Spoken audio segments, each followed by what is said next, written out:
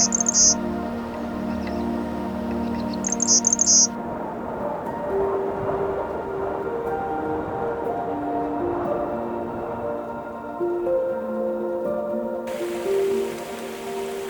Is my another track in great Himalayan national park. ये सैंज के बाद यहाँ की दूसरी बड़ी वैली है जिसे तीर्थन के नाम से जाना जाता है। हालांकि मैंने पहले भी तीर्थ जाने के लिए रिवर के साथ साथ वाले ट्रैक से कोशिश की थी जिसे most of the trackers use करते हैं, लेकिन बारिश की वजह से मैं इसे पूरा नहीं कर पाया था और मुझे इसे बीच में ही छोड़ना पड़ा था।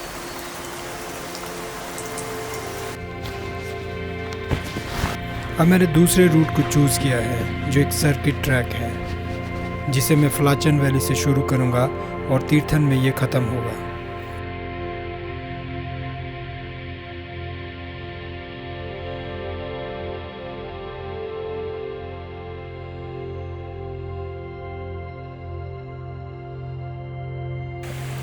डे 1 ट्रैक स्टीप हाइक है जो छोटी छोटी वाटर स्ट्रीम से होते हुए पेड़ों झाड़ियों के बीच से जाता है।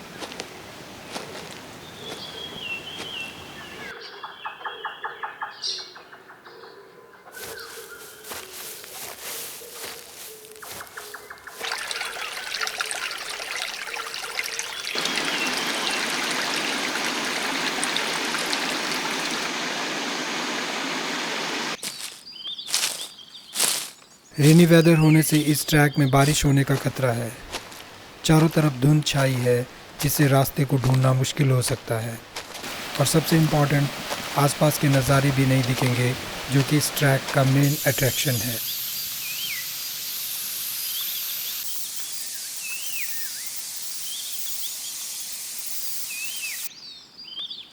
पहले दिन लगभग 7 किलोमीटर चलने के बाद हमने हॉल्ट किया। एवरेज डे हाइक के लिए ये शॉर्ट डिस्टेंस है।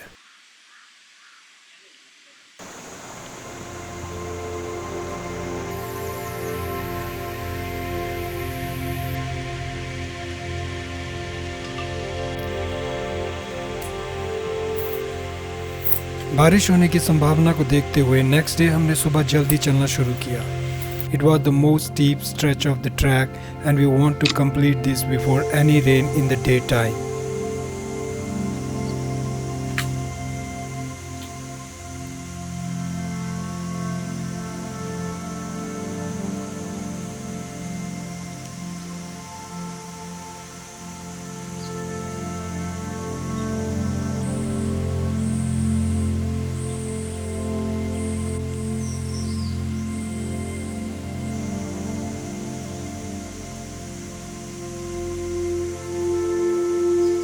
We have started early in the morning और हम लोग अब एक सीधी चढ़ाई चढ़ रहे हैं जिसमें एक बहुत बड़ा पैच है ये वाइट ओक का। शुरू में यहाँ काफ़ी घना ओक फॉरेस्ट है जो कि हिमालय में हाई एल्टीट्यूड में मिलने वाली आखिरी ट्री स्पीशीज़ है। इसके बाद ट्री लाइन ख़त्म हो जाती है और सब एल्पाइन एरिया शुरू होता है। इसमें श्रब एंड प्लांट स्पीशीज़ मिलती है जो अपने आप में एक रिच बायोडाइवर्सिटी है।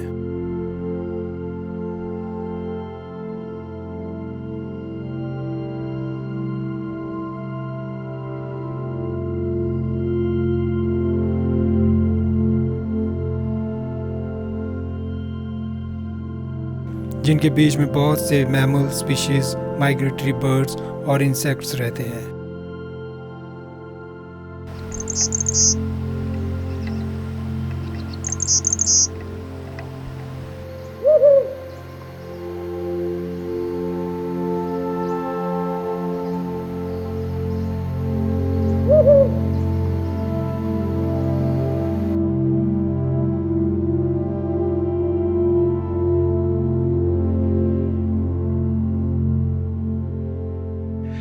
We are now about to reach at the top. This is the top. After 3 hours of steep hike, we reached at the top. और अब यहाँ से नज़ारे दिल को खुश करने के साथ साथ थकान को भी कम कर रहे थे। धीरे धीरे धुंध भी कम होना शुरू हो गई और तीर्थन वैली की माउंटेन रेंजेस दिखने लगी थी।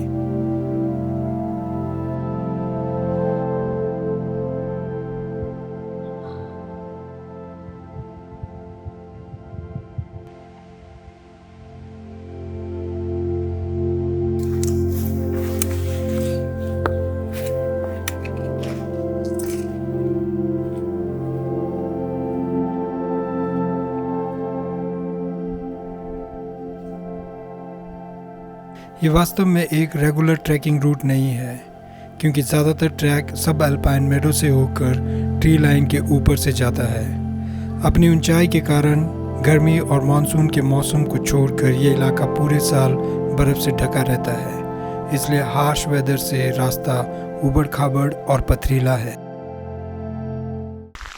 थोड़ा और चलने पर बारिश शुरू हो गई। यहाँ रास्ता थोड़ा ठीक था तो हमने बारिश में चलना जारी रखा। अब बारिश शुरू हो गई है। उम्मीद तो है कि ज़्यादा देर नहीं चलेगी बारिश। अभी लगभग 1 घंटे का रास्ता बाकी है।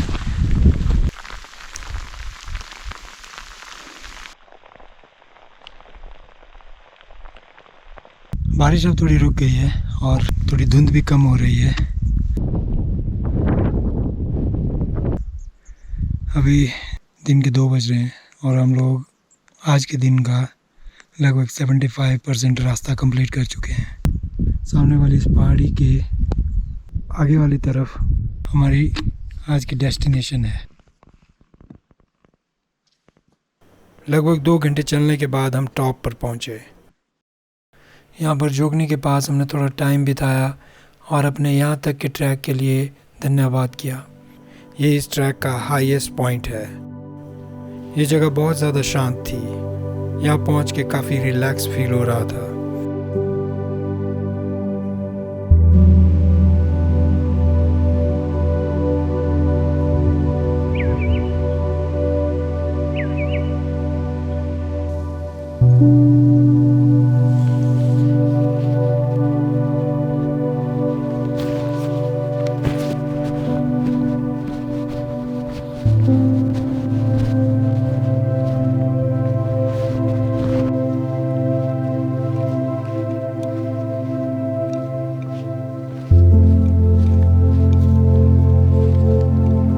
इसके बाद इस ट्रैक में कुछ अप एंड डाउन्स के साथ अल्टीमेटली हम तीर्थ 3800 मीटर तक पहुंचेंगे।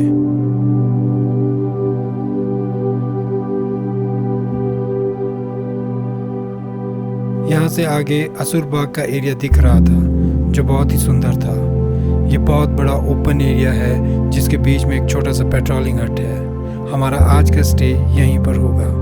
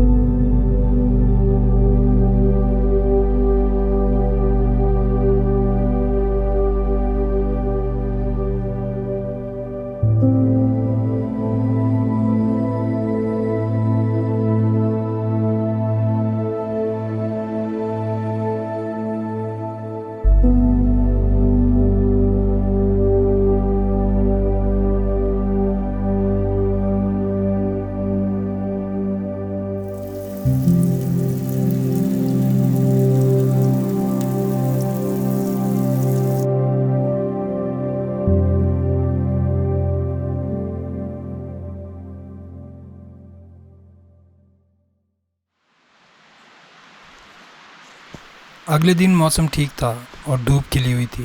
यहाँ के लैंडस्केप इस लाइट कंडीशन में और भी ज़्यादा सुंदर लग रहे थे। कल के मुकाबले आज धुंध उतनी ज़्यादा नहीं है और काफ़ी अच्छा व्यू है आसपास।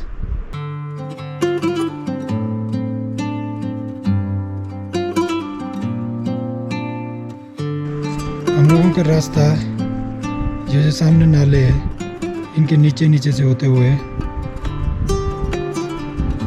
ये जो सामने मेडो है इस मेडो के पास से जाएगा और हम लोग इस मेडो को थोड़ा क्रॉस करके आगे हमारी डेस्टिनेशन है। आज का काफ़ी लंबा ट्रैक है हमारा। मौसम आज अच्छा है कल के मुकाबले और व्यू काफ़ी अच्छे दिख रहे हैं। आगे का रास्ता लंबा और उतार चढ़ाव वाला था, इसलिए हमें पूरे दिन भर चलते रहना था। इसके बारे में सोचकर थोड़ी एंजाइटी हो रही थी, लेकिन साथ ही नए लैंडस्केप और वाइल्ड लाइफ साइटिंग की एक्साइटमेंट भी थी।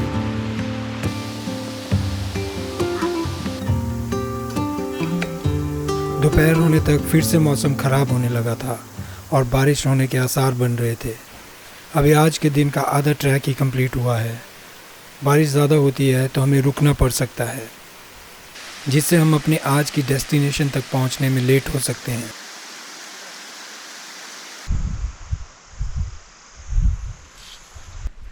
हम लोग थोड़ा और राइट पे आ गए हैं।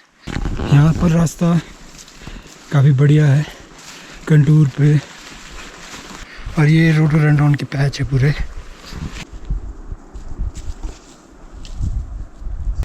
नीचे की तरफ काफ़ी ज़्यादा धुंध है और पूरा का पूरा फॉरेस्ट एरिया दिख रहा है।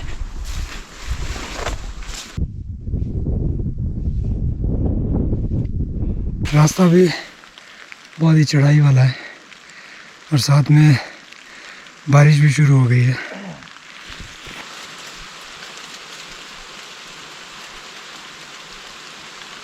ये इस घास के बीच से रास्ता है।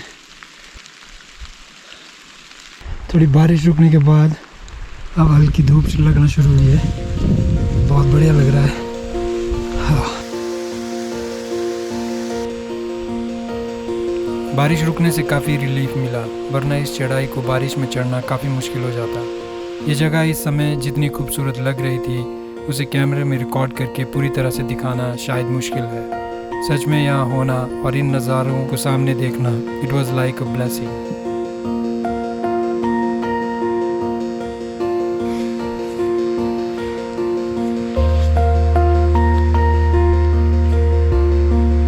ये बहुत ही ज़्यादा खड़ी स्टीप चढ़ाई है और पूरी तरह से हम लोग थक गए हैं।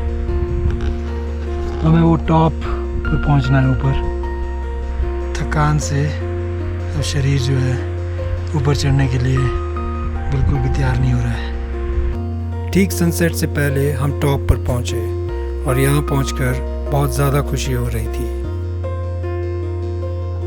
After reaching at the top, this is the view. और ये व्यू यहाँ पहुँच के एक सुकून देने वाला है। जो यहाँ से सनसेट दिख रहा था, it was the most beautiful sunset I had ever seen in my life. अभी बहुत ज़्यादा टाइम हो रहा है, अभी भी लगभग आधा घंटे का रास्ता हमारा बाकी है। आज का दिन काफ़ी थका देने वाला था, लेकिन आज मैंने अपनी लाइफ के सबसे बेहतरीन नज़ारे देखे थे जो लाइफ टाइम मेरे दिल के करीब रहेंगे। हालांकि मैं उम्मीद कर रहा था कि हमें यहाँ कुछ वाइल्ड लाइफ की साइटिंग भी होगी, लेकिन शायद धुंध और बारिश की वजह से कुछ अच्छे चांसेस नहीं बन पाए थे। थोड़ी देर में अंधेरा हो गया और हम टॉप से नीचे नाले की तरफ उतरे जहाँ हमने आज का स्टे किया। Next day it was a great weather again. It was the 4th day of the track and I was excited to be at the तीर्थ। हमने सुबह जल्दी चलते हुए काफ़ी रास्ता तय कर लिया था। रास्ता अब तीर्थन नदी के नज़दीक पहुंचता जा रहा था और काफ़ी जेंटल स्लोप पर था।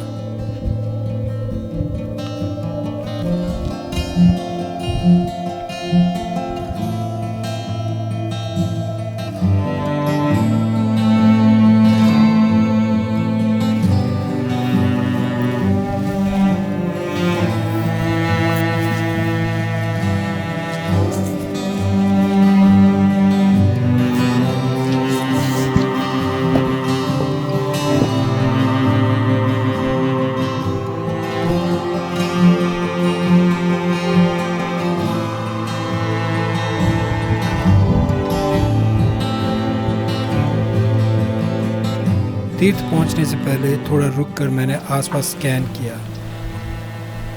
और मुझे ब्लू शिप का झुंड दिखाई दिया।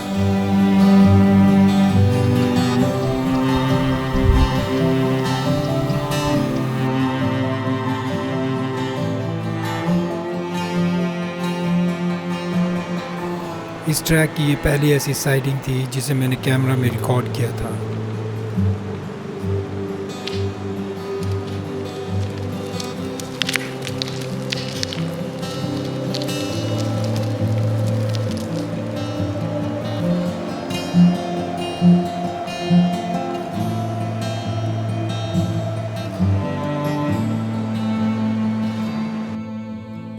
धीरे धीरे ये झुंड नदी की तरफ से ऊपर घास के मैदान की तरफ चला गया। टाइम कम होने की वजह से मुझे भी यहाँ से चलना पड़ रहा था, क्योंकि अभी लगभग 2 घंटे का रास्ता बाकी था।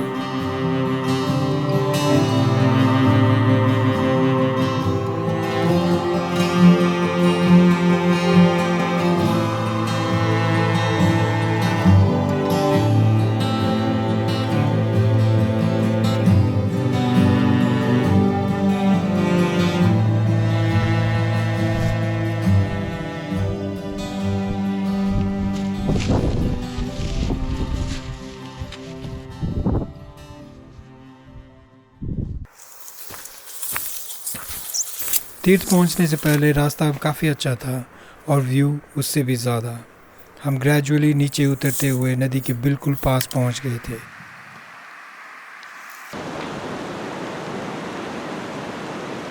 हम लोग अब तीर्थ पहुंच गए हैं और ये जो सामने वाला व्यू है ये तीर्थ का है, the origin of Tirthan river.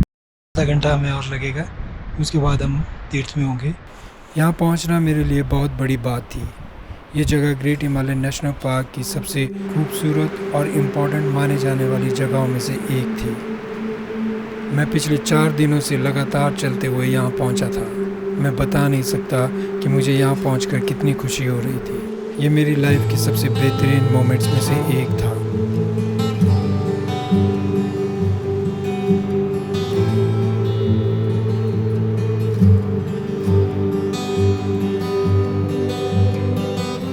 इससे आगे हमें अब नदी को पार करके राइट बैंक की तरफ जाना था, जहाँ पर तीर्थ है, जिसे तीर्थन रिवर का ओरिजिन भी माना जाता है। हमने नदी को चलकर पार किया।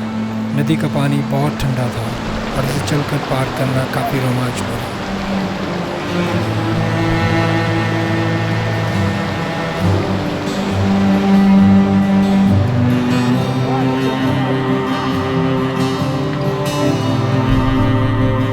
यह 2023 में आए फ्लड से काफ़ी एरिया बह गया था।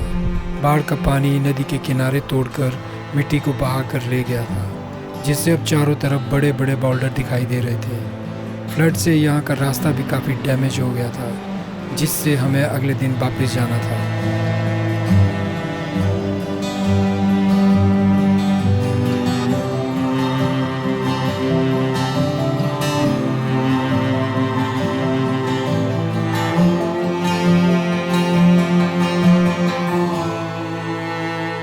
नदी पार करके हम थोड़ा आगे गए, जहाँ मेन पवित्र जगह है जिसे तीर्थ कहते हैं।